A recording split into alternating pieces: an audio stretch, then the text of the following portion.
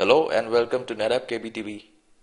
This video demonstrates the procedure to be followed while enabling and configuring SNMP v3 in cluster data ONTAP and getting DFM to recognize SNMP v3 in cluster data ONTAP. This video is based on KB article 101.2625.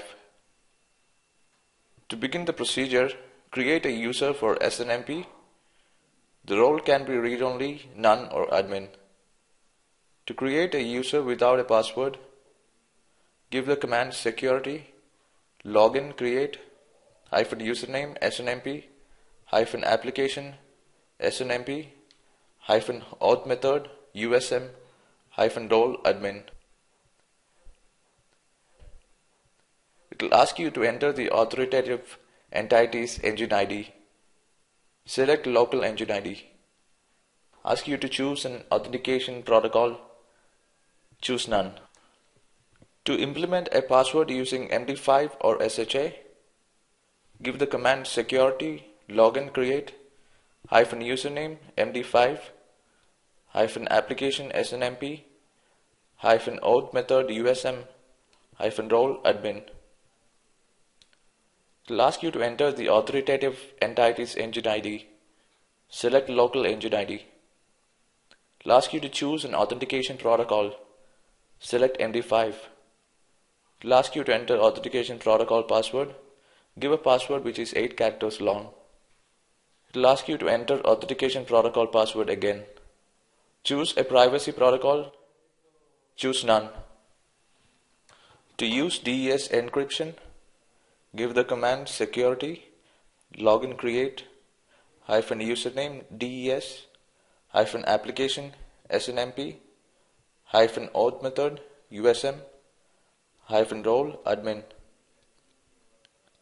It will ask you to enter the authoritative entity's engine ID.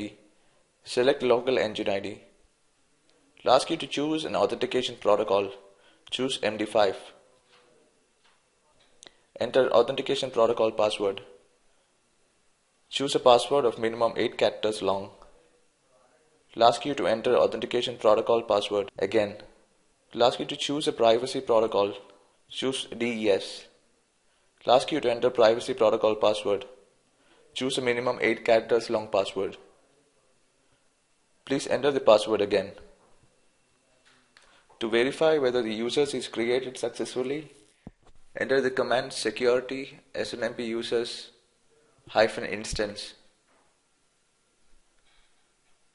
We can now see that all the users are created.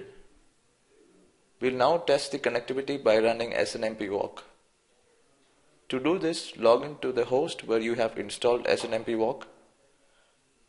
Give the command SNMP walk -v3 -u username is SNMP followed by the host name or IP address of the storage. In our case, it's cluster 1. You can now see that the connectivity is successful. Thank you for watching this video. Please provide feedback for this video by leaving a comment. You can also provide suggestions for other videos you would like to see on this channel. Thank you.